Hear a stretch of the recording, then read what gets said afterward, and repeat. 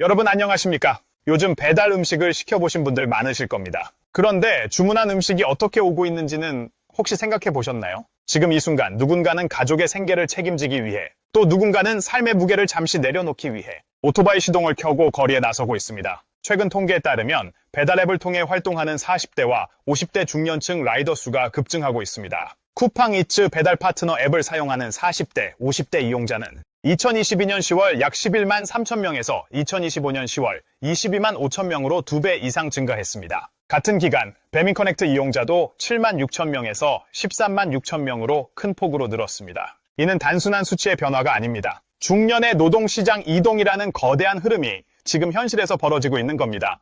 왜 중년층이 배달업에 뛰어들게 됐을까요? 전문가들은 생존이라는 키워드를 꼽습니다. 실직, 권고사직, 폐업, 도산. 이제는 평생 직장이란 개념이 사라진 시대입니다. 특히 코로나19 팬데믹 이후 중소기업 구조조정과 자영업 붕괴가 이어지면서 40대, 50대 가장들이 한순간에 일자리를 잃는 일이 빈번해졌습니다.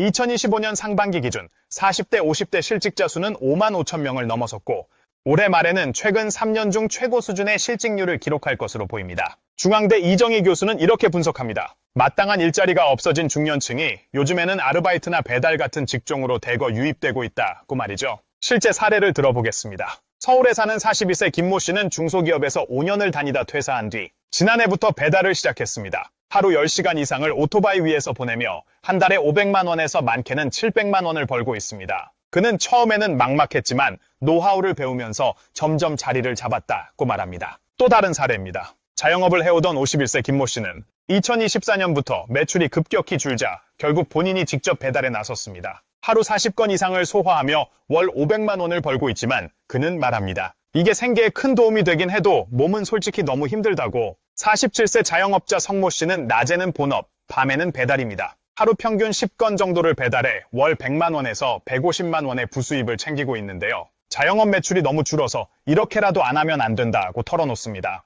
이처럼 40대, 50대는 지금 새로운 노동시장인 플랫폼으로 몰리고 있습니다. 그 이유는 단순합니다. 진입 장벽이 낮고 당장 돈을 벌 수 있기 때문입니다. 전문 자격도 고학력도 면접도 필요 없습니다. 앱에 가입하고 본인 인증만 하면 바로 라이더가 될 수 있으니까요. 고려대 이두희 명예교수는 이렇게 말합니다. 예전 같으면 부끄러워서 숨겼을 일도 이제는 당당히 생계를 위해 선택하는 사람들이 많아졌다고. 이는 시대가 바뀌고 사회 구조가 변했다는 뜻이기도 합니다. 하지만 수입이 있다고 해서 모든 게 해결되진 않습니다. 배달업은 현재 산업재해 1위 업종입니다. 시간에 쫓겨 건당 수수료를 높이려면 속도를 내야 하고 그 속도는 곧 사고의 위험으로 이어집니다. 배달 이민족에 따르면 주 40시간 이상 일하는 라이더의 월 평균 소득은 약 414만 원입니다. 하지만 이 수치는 건강한 몸과 운이 좋을 때 가능한 이야기입니다. 한 배달 라이더는 이렇게 말했습니다.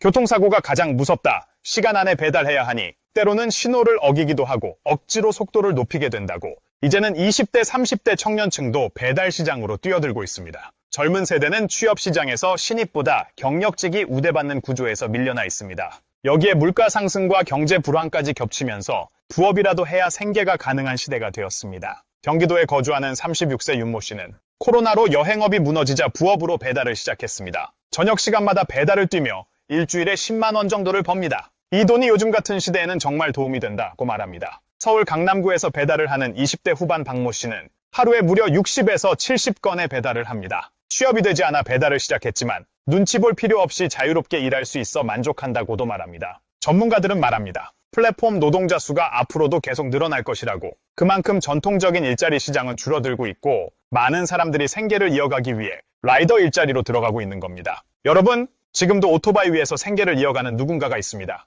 그들은 단순히 배달을 하는 것이 아닙니다. 한 끼 식사와 함께 가족의 미래와 생존을 실어 나르고 있는 것입니다. 우리는 이들의 삶을 그저 부업이나 선택으로만 봐서는 안 됩니다. 이제는 이 플랫폼 노동자들에게도 제대로 된 안전망과 보호, 그리고 사회적 이해가 필요합니다. 오토바이 위 김 부장의 이야기는 결코 드라마 속 허구가 아닙니다. 우리 모두가 함께 직면해야 할 대한민국 노동 현실의 단면입니다. 지금까지 뉴스앤뉴스였습니다. 유익하셨다면 구독과 좋아요, 알림 설정까지 부탁드립니다. 감사합니다.